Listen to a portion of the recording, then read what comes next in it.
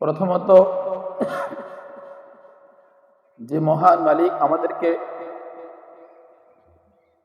সুস্থ রেখে এই তাফসীরুল কুরআন মাহফিলে আসার তৌফিক দিয়েছেন, আমরা সকলে ওই মহান রব্বুল আলামিনের শুকরিয়া আদায় করি। আলহামদুলিল্লাহ, আলহামদুলিল্লাহ ওয়া কাফা ওয়া সালামুন আলা ইবাদিহিল্লাযীনা ইসতাফা। أما بعد فقد قال الله تعالى في كلامه المجيد وفرقانه الحميد: أعوذ بالله من الشيطان الرجيم، بسم الله الرحمن الرحيم. إنما المؤمنون الذين إذا ذكر الله وجلت قلوبهم وإذا تليت عليهم آياته زادتهم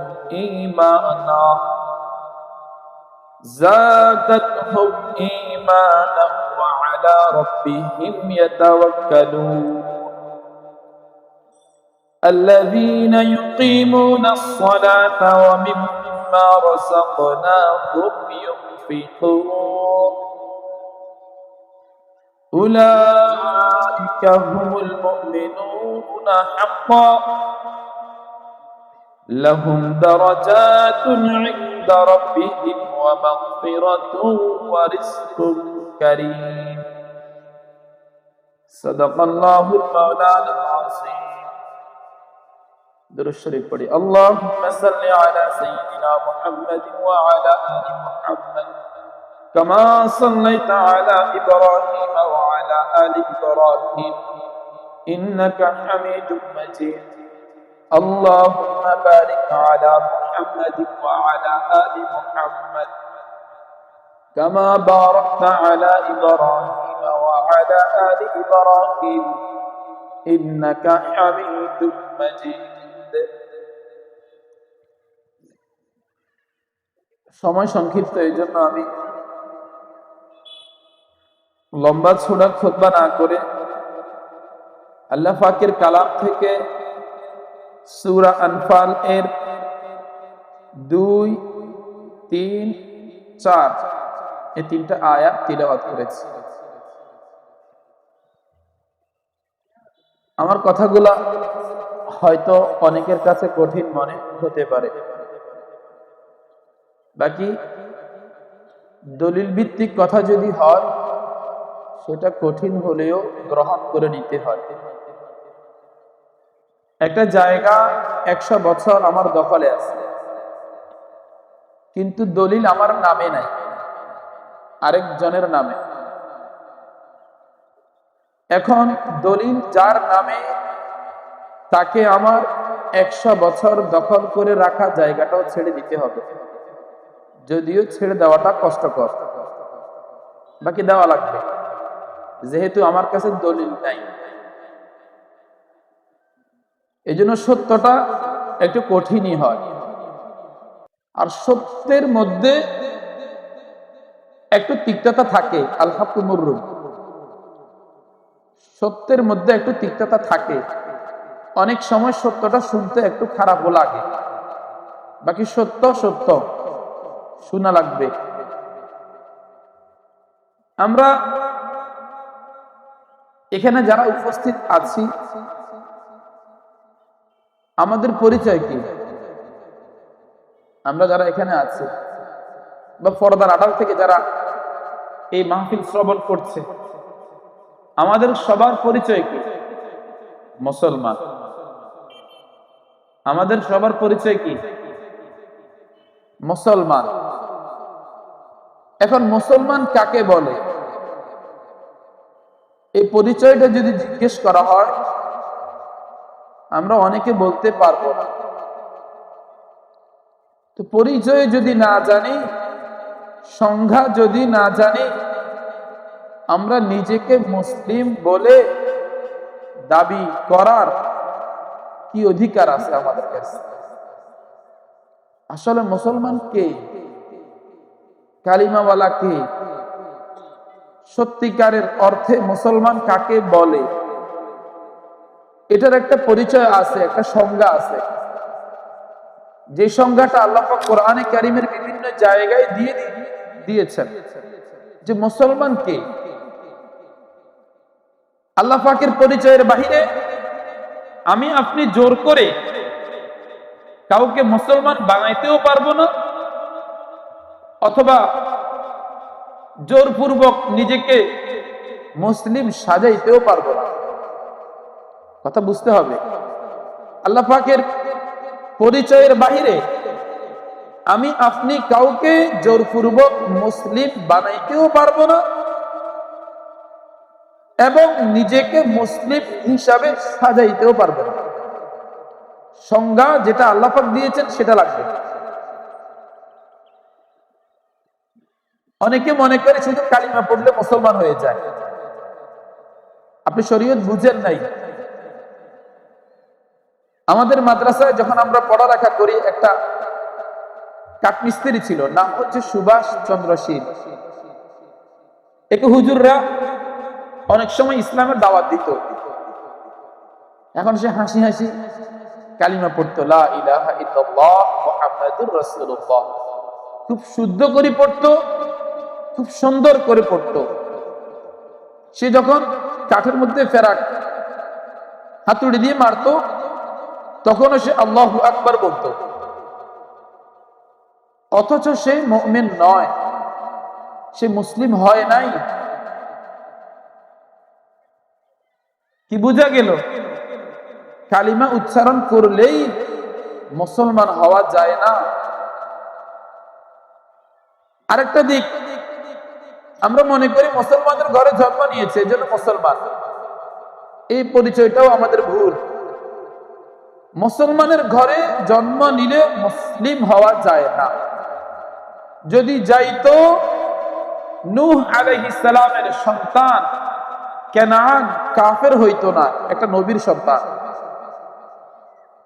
একটা পর্যায়ে তো যখন নৌকাতে উঠে গেলেন, নূহ আলাইহিস সালাম সন্তানকে বলল, বাবা তুমিও আসো।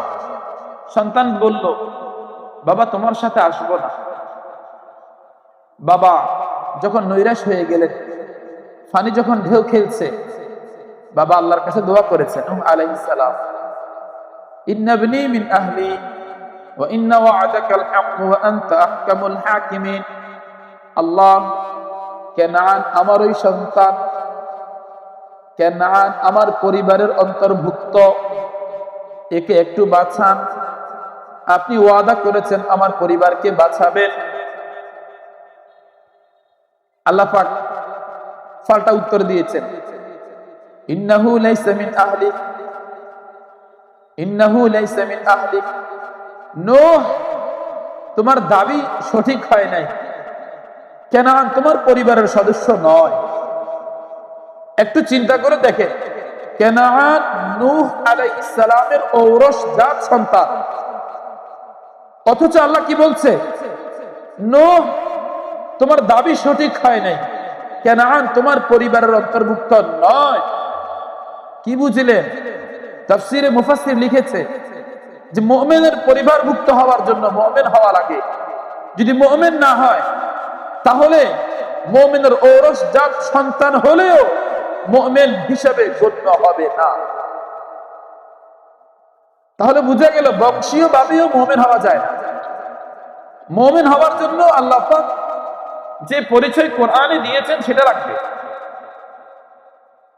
আমরা তো ইসলামকেও সহজ করে ফেলেছি, মুসলমানকেও সহজ করে ফেলেছি। আপনারা বলেন, আমি আল্লাহর পরিচয়টা দেওয়ার আগে আমি কয়েকটা প্রশ্ন করব, উত্তর আপনারা দিবেন। বেনামাজি যে নামাজ পড়ে না, যে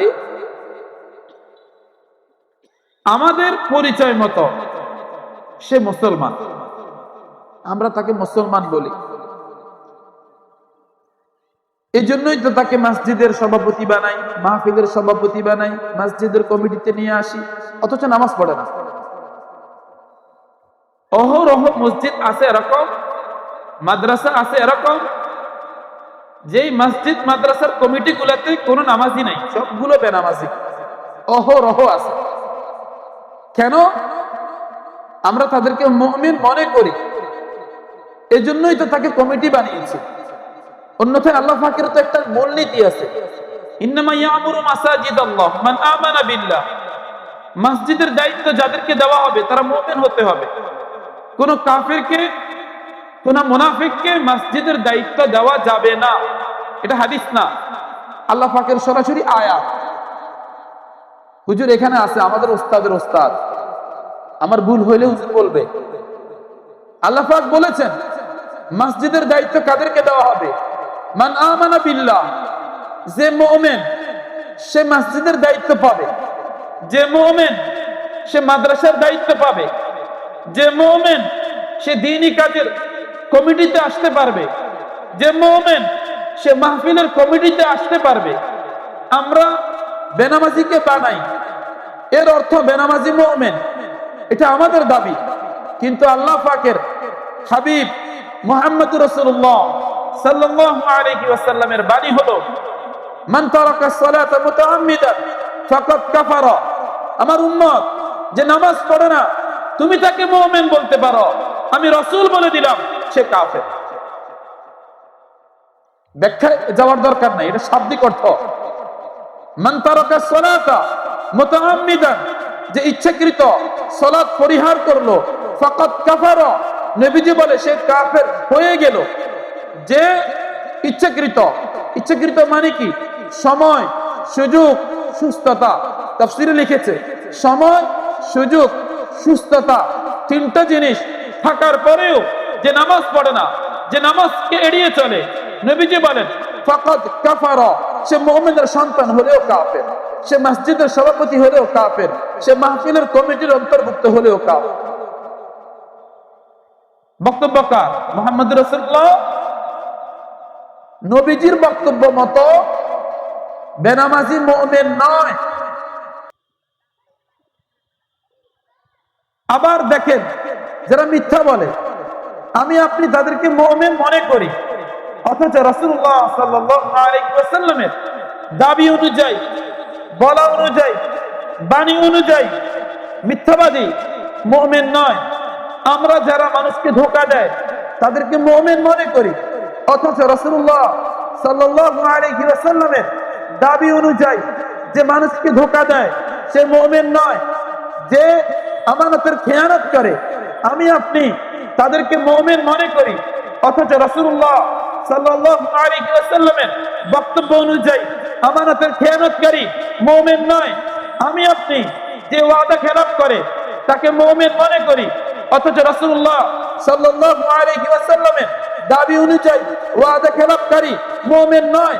আমি আপনি ব্যভিচারীকে মুমিন মনে করি, অথচ রাসূলুল্লাহ সাল্লাল্লাহু আলাইহি ওয়াসাল্লামের বাণী অনুযায়ী ব্যভিচারী কখনো মুমিন নয়। ইজা জানাল আবদু খারাজা মিনহুল ঈমান, বান্দা যখন ব্যভিচারে লিপ্ত হয় নবীজি ইরশাদ করেন তার ঈমান বের হয়ে যায়। বান্দা যখন মিথ্যা বলে, বান্দা যখন ধোঁকা দেয়, বান্দা যখন ওয়াদা খেলাফ করে, বান্দা যখন আমানতের খেয়ানত করে, নবীজি বলেন ইযা হাদাসা কাযাবা ওয়া ইযা ওয়াআদা আখলাফা ওয়া ইযা তুমিনা খানা।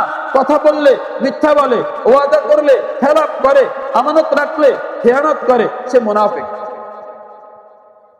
তাহলে বুঝা গেল আমি আপনি যাদেরকে মুমিন মনে করি, যদি কোরআন এবং হাদিস দিয়া বিশ্লেষণ করি, বিচার করি, তাহলে আমাদের মনে করা মুমিনকে সত্যিকারের অর্থের মুমিনের কাতারে দাঁড় করানো বড় মুশকিল হয়ে যাবে, বড় মুশকিল হয়ে যাবে। আল্লাহ পাক যে কোরআনে কারিমে বলেছেন জানাজার মাঠে যে বক্তব্য দেয়া হয়, সবাই যে বক্তব্যটা বেশিরভাগ দেয় ওয়ালা তামুতুন্না ইল্লা ওয়া আনতুম মুসলিমুন। আল্লাহ পাক বলেছেন খবরদার ইসলাম ছাড়া কবরে আসিও না, খবরদার ইসলাম ছাড়া কবরে আসিও না। কোন ইসলাম মনে করেছি? মৃত্যু সজ্জায় কালিমা পড়াই দিলাম লা ইলাহা ইল্লাল্লাহ মুহাম্মাদুর রাসূলুল্লাহ, কালিমার তালকিন দিয়ে দিলাম, আর সেই ইসলাম নিয়ে কবরে গেল। আমরা কি ইসলামকে এত সহজ মনে করেছি? আসলে ইসলাম কি আর মুসলমান কি সেটা বোঝানোর জন্য আমি আজকে সূরা আনফালের 3টা আয়াত তেলাওয়াত করেছি। এখানে আল্লাহ পাক মুসলমানের পরিচয় দিয়েছে, মুমিনের পরিচয় দিয়েছে, যে মুসলমানকে, মুমিনকে তাদের মধ্যে কয়েকটা গুণ থাকা লাগে। কয়েকটা গুণ যদি থাকে, সে মুসলমান, সে মুমিন, সে জান্নাতি।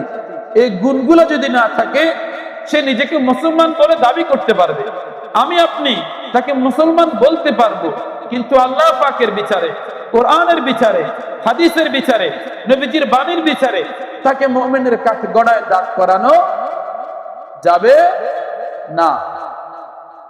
এখন আয়াতে আসি।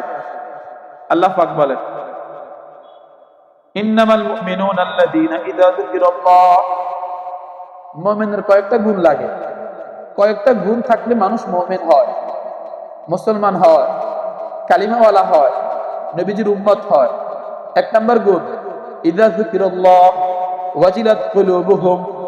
যখন আল্লাহ পাকের নাম নেওয়া হয়, যখন আল্লাহ পাকের নাম উচ্চারণ করা হয়, ওয়াজিলাত কুলুবুহুম, তার হৃদয়টা প্রকম্পিত হয়, তার হৃদয়ের মধ্যে আল্লাহ পাকের ভয় সৃষ্টি হয়, তার হৃদয়টা ভীত সন্ত্রস্ত হয়।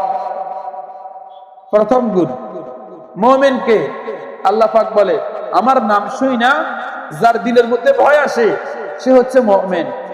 এবার আমি একটা প্রশ্ন করি, এক নেতা বক্তব্য দিচ্ছে, বক্তব্য চলাকালীন আজান হচ্ছে, আজান হলে তাকে বলা হয় যে ভাই আজান হচ্ছে, তখন নেতা বলে আজান হচ্ছে হোক, আজান হচ্ছে হোক। আপনারা বলে আল্লাহ পাকের নাম আল্লাহু আকবার, এটা যখন শুনলো তার দিলের মধ্যে কি আল্লাহ পাকের ভয় আসছে? বুঝেন নাই? তার দিলের মধ্যে আল্লাহ পাকের ভয় আসছে? ভয় যদি আসতো, তার জবান অটোমেটিক বন্ধ হয়ে যেত, নিজ থেকে বন্ধ হয়ে যেত, সে কথা বলার কোনো সুযোগ ছিল না। অথচ সে বলেছে আজান হচ্ছে হোক, আমার বক্তব্য চলবে। এর অর্থ আল্লাহ পাকের আওয়াজ শুনে, আল্লাহ পাকের নাম শুনে, আল্লাহু আকবারের আওয়াজ তার দিলের মধ্যে কোনো ভয় সৃষ্টি করে নাই। এখন বলে সে কি মুমিন? ফতোয়া আপনারা দিবেন, সে কি মুমিন?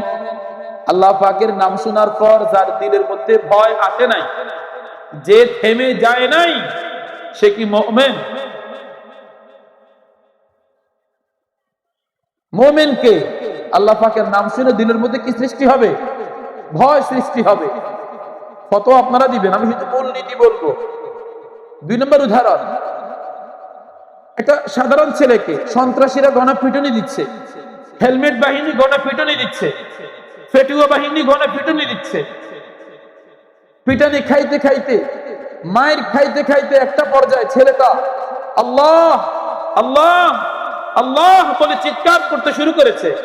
কিন্তু এই আল্লাহ ডাক শোনার পরেও ওই ফেটুয়া বাহিনীর পিটানি বন্ধ হয় নাই, মারা বন্ধ হয় নাই, মারতেই ছিল, মেরেই ফেলেছে। আল্লাহ পাকের এই নাম তাদের দিলের মধ্যে কোনো ভয় সৃষ্টি করে নাই। আপনারা বলেন ওই ফেটুয়া বাহিনী, ওই সন্ত্রাসী, ওই হেলমেট বাহিনী যারা আল্লাহর নাম শোনার পরেও ছাড় দিল না, মেরেই ফেললো, তারা কি মুমিন? তারা মুমিন কেন? যদি মুমিন হইতো, যখন ওই মাইর খাওয়া ব্যক্তি আল্লাহ বলে প্রথম আওয়াজ দিত, ওই আওয়াজের সাথে সাথে সন্ত্রাসীর লাঠি হাত থেকে পড়ে যেত। আল্লাহ, আমার আল্লাহর নাম, এখানে আর আঘাত করার সুযোগ নেই। মুমিন বুঝতে হবে, মুমিন চিনি নাই, মুমিন চিনি নাই, এটা আমাদের দুর্দশার বড় কারণ। মুমিনকে ওয়াজিলাত কুলুবুহুম ইযা যুকিরাল্লাহ, উদাহরণ অনেক দেওয়া যায় কিন্তু আমার সময় কম। ইযা যুকিরাল্লাহ ওয়াজিলাত কুলুবুহুম, আল্লাহর নাম যখন নেওয়া হয়, আল্লাহর আওয়াজ যখন চলে আসে, আল্লাহু আকবার যখন উচ্চারিত হয়ে যায়, ওয়াজিলাত কুলুবুহুম, তার দিলের মধ্যে ভয় সৃষ্টি হয়ে যায়। আল্লাহ পাকের জন্য সে দাঁড়িয়ে যায়, আল্লাহ পাকের জন্য সে সহনশীল হয়ে যায়, আল্লাহ পাকের জন্য সে ভদ্র হয়ে যায়, আল্লাহ পাকের জন্য সে নমনীয় হয়ে যায়। সে আর কঠিন এবং সে সন্ত্রাসী পূর্ণ আচরণ আর করার কোনো সুযোগ থাকে না। এ হচ্ছে মুমিন। এ হচ্ছে কি? মুমিন। ওয়াজিলাত কুলুবুহুম। আরেকটা উদাহরণ দিয়ে শেষ করি। তেলাওয়াত হচ্ছে, কি হচ্ছে? তেলাওয়াত হচ্ছে কোরআনের। এটা আল্লাহ পাকের নাম জিকিরুল্লাহ, জিকরুল্লাহর অন্তর্ভুক্ত। কোরআনের তেলাওয়াত এটাও জিকরুল্লাহ, এটাও আল্লাহ পাকের জিকির, আল্লাহ পাকের কালাম। কোরআনের তেলাওয়াত হচ্ছে। নেতাজি এসে বলল তেলাওয়াত বন্ধ করো, মাইক ফেলে দিল, বক্তাকে গালি দিল, তেলাওয়াতকারীকে গালি দিল। আচ্ছা বলেন, ফতোয়া আপনারা দিবেন, যে মানুষটা কোরআনের তেলাওয়াত শোনার পর মাইক ফেলে দিল, বক্তাকে গালি দিল, বক্তাকে হুমকি দিল, বক্তার জিহ্বা কেটে দিল, সে কি আল্লাহর নাম শুনে ভীত সন্ত্রস্ত হয়েছে, ভয় পেয়েছে? ভয় ফেলে এই আচরণ করতে পারতো সে? মুমিন, সে কি মুমিন? এরকম যারা মুমিন নয়, অধিকাংশ জায়গায় আমরা তো তাদেরকে অভিভাবক বানিয়ে রেখেছি। শান্তি কিভাবে আসবে? শান্তি কিভাবে আসবে? মসজিদের ইমাম, মসজিদের নেতা, কমিটি ইমাম পরিচালিত করে না, ইমাম কমিটিকে পরিচালিত করে। কোরআন সুন্নাহ এটাই বলে। আমার মতের সাথে আপনি একমত নাও হইতে পারেন, সেটা আপনার বিষয়। তবে কোরআন সুন্নাহর দালিলিক বিবেচনা যদি আপনি আসেন, ইমাম কমিটি পরিচালিত করবে না, ইমামে কমিটিকে পরিচালিত করবে। এ হচ্ছে ইমাম। বলে আমাদের ইমাম তো ওই পর্যায়ের না। ওই ইমাম রাখলেন কেন? যে ইমাম আপনাকে পরিচালিত করবে আপনি তাকে রাখেন। আর ওই রকম ইমাম থাকলেও তো মূল্যায়ন করি না আমরা। ইমাম সাহেব হলো নামাজি, 5 ওয়াক্ত নামাজ জামাতের সাথে পড়ে, আর তাকে শাসায় ওই বেনামাজি যে 8টায় ঘুম থেকে উঠে, 9টায় ঘুম থেকে উঠে। আল্লাহ পাক বলছে জিন্দেগি বদলাও। আল্লাহ পাকের আদেশ কি? জিন্দেগি বদলাও, তোমার জীবনকে বদলাও। আর এখন আমরা যারা সামাজিক মুমিন আছি, আল্লাহর পরিচয়ে পরিচালিত মুমিন না, সামাজিক মুমিন যারা আছি, এরা শুধু ইমাম বদলায়। আল্লাহ বলছে জিন্দেগি বদলাও, এরা বদলায় ইমাম। হইল নি কাজ? আল্লাহ পাক কি বদলাইতে বলছে? ইমাম বদলাইতে বলছে না জিন্দেগি বদলাইতে বলছে? এখন নিজের জিন্দেগির খবর নাই, কিন্তু ইমাম বদলায়। প্রতি মাসে ইমাম বদলায়, প্রতি বছর ইমাম বদলায়, কয়েক বছর পর পর ইমাম বদলায়, কয়েক মাস পর পর ইমাম বদলায়। আল্লাহ পাক তাকে দায়িত্ব দিছে নিজের বদলাও, সে ইমাম বদলায়। কমিটি সুবিচার করবে, আমি সেটার বিরুদ্ধে বলছি না। আমি আল্লাহ পাকের আয়াত বুঝাচ্ছি। নামাজিকে কখনো বেনামাজি পরিচালিত করতে পারে না। কমিটি যদি বেনামাজি হয়, সে ইমাম সাহেবকে পরিচালিত করার কোনো ক্ষমতা রাখে না। ইমাম সাহেব মুমিন, বেনামাজি মুমিন নয়, কি সেটা বলার দরকার। আল্লাহ পাক বলছেন মুমিনের প্রথম গুণ, আমি সংক্ষেপে শেষ করে দিই। ওয়াজিলাত কুলুবুহুম, মুমিনকে আল্লাহর নাম শোনার পর যার দিলটা হয়ে বিগলিত হয়ে যায়, যার দিলটা নরম হয়ে যায়, যে আল্লাহ পাকের ভয়ে ভীত সন্ত্রস্ত হয়ে যায়, সে হচ্ছে মুমিন। যার কাছে আল্লাহর নামের দাম আছে। সহজভাবে বললে, যার কাছে আল্লাহর নামের কি আছে? দাম আছে। 2 নম্বর গুণ, ওয়াইযা তুলিয়াত আলাইহিম আয়াতুহু যাদাতহুম ঈমানা। মুমিনের দ্বিতীয় গুণ, ইযা তুলিয়াত আলাইহিম আয়াতুহু, যখন আল্লাহ পাকের কালামের কোন একটি আয়াত তিলাওয়াত করে শোনানো হয়, ব্যাখ্যা দেওয়া হয়, বিধান স্পষ্ট করে দেওয়া হয়, যাদাতহুম ঈমানা, তার ঈমান বেড়ে যায়, সাথে সাথে সে বিশ্বাস করে নেয়, সাথে সাথে আমল শুরু করে দেয়, সে হচ্ছে মুমিন। শ্রোতা 2 প্রকার। কিছু শ্রোতা আসে, বসে, নিয়ত থাকে আমার মতে মতে হইলে সব কথা গ্রহণ করব, মতে মতে না হইলে কোনো কথা গ্রহণ করব না। এক ধরনের শ্রোতা এরকম। এই জন্যই তো হুজুর যখন মতের বিরুদ্ধে বলে তখন দাঁড়াই যায়, এই ওয়াজ বন্ধ করেন, আরেক ওয়াজ করেন। মানে কি? ওয়াজ তো কোরআন থেকে করা হচ্ছে, আল্লাহ পাকের আয়াতে যা আছে তা বলা হচ্ছে, পরিবর্তন করতে হবে কেন? বুঝা গেল শ্রোতা বসছে, মনের মতো হইলে গ্রহণ করব, মনের সাথে না মিললে আল্লাহ পাক বললেও এতে আমার কিছু আসে যায় না। মুমিন, সে কি মুমিন? বসতে হবে ওই শ্রোতা হয়ে, যে শ্রোতায় মানসিকতায় বসবে, 60-70 বছর কি করেছি সেটা বাদ, আল্লাহ পাকের কালামে যেটা আসবে সেটা গ্রহণ করব। যদি সেটা আমার মতের বিরুদ্ধে হয় তাও গ্রহণ করব, যদি সেটা আমার সমাজের বিরুদ্ধে হয় তাও গ্রহণ করব, যদি সেটা আমার দলের বিরুদ্ধে হয় তাও গ্রহণ করব। দুনিয়া একদিকে, ইসলাম আরেক দিকে, সকল অভিভাবক একদিকে, আমার আল্লাহ আরেক দিকে। এ হচ্ছে মুমিন। এ হচ্ছে কি? ভুল করেছি, ভুল মানুষ করে, না জেনে একটা কাজ মানুষ করে, যখন জানে শুনে বুঝে ফিরে আসে, এ হচ্ছে মুমিন। ইজা তুলিয়াত আলাইহিম আয়াতুহু যাদাতুহুম ঈমানা, আল্লাহ পাকের আয়াত যখন তেলাওয়াত করে শোনানো হয়, যাদাতুহুম ঈমানা, তার ঈমান বেড়ে যায়, তার ঈমান বেড়ে যায়, সে ফিরে আসে, সাথে সাথে গ্রহণ করে। আমার মতের সাথে মিলে নাই, দলের সাথে মিলে নাই, সমাজের সাথে মিলে নাই, এরকম কোন অজুহাত দিয়া সেটা প্রত্যাখ্যান করে না। এ হচ্ছে মুমিন। আর যে প্রত্যাখ্যান করে সে মুমিন, সে মুমিন নয়। আল্লাহ পাকের পরিচয় অনুযায়ী সে কি নয়? মুমিন নয়। 3 নম্বর গ্রুপ, ওয়া আলা রাব্বিহিম ইয়াতাওয়াক্কালুন, মুমিনের সকল ভরসা কার উপর? আল্লাহর উপর। মুমিনকে আল্লাহ পাক বলে যার সকল ভরসা আমার উপর, যার সকল ভরসা আমার উপর। যে ব্যক্তি বলে আগে আল্লাহ আছে মামা পিছে তুই আসস, আগে আল্লাহ আছে পিছে মামা তুই আসস, সে কি মুমিন? সে কি মুমিন? মুমিনের আগেও কে? আল্লাহ, পিছনেও কে? ডানেও কে? বামেও কে? রব্বুল মাশরিকাইনি ওয়া রব্বুল মাগরিবাইন, মুমিনের চতুর্দিকে যে থাকে সে কে? আল্লাহ। মুমিনের আগে কে? আল্লাহ। পিছনে কে? ডানে কে? বামে কে? وَإِذَا سَأَلَكَ عِبَادِي عَنِّي فَإِنِّي قَرِيبٌ أُجِيبُ دَعْوَةَ الدَّاعِ إِذَا دَعَانِ فَلْيَسْتَجِيبُوا لِي وَلْيُؤْمِنُوا بِي لَعَلَّهُمْ يَرْشُدُونَ।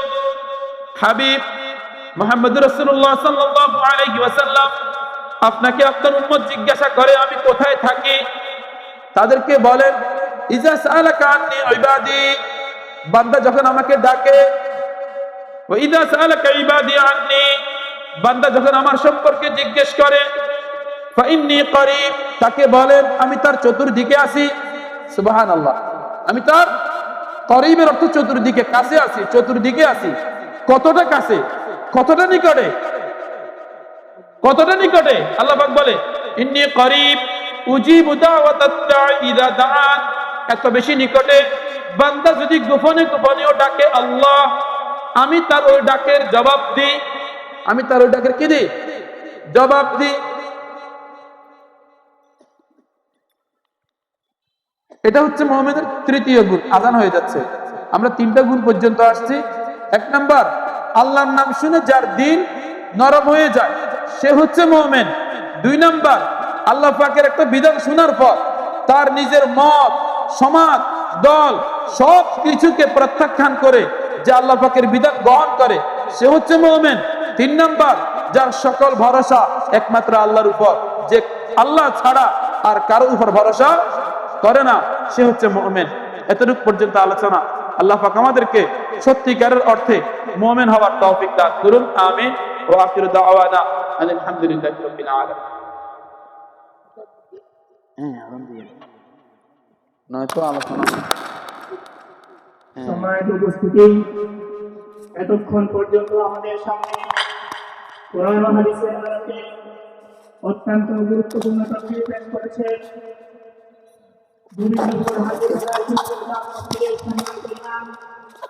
হাজির বাজার প্রতিষ্ঠাতা পরিচালক হযরতুল আল্লাহ জনাব হযরত মাওলানা মুফতি আব্দুল্লাহ কাসিমি সাহেব দামাত বরকাতুহুল আলিয়া। এখন মাগরিবের আযান হবে। আযানের 10 মিনিট পর জামাত অনুষ্ঠিত হবে। আমাদের যাদের ওযু ইস্তিনজার প্রয়োজন আছে, মসজিদের উত্তর পাশে ওযু ইস্তিনজার ব্যবস্থা আছে। আমরা ওযু ইস্তিনজা সেরে নামাজের প্রস্তুতি গ্রহণ করি।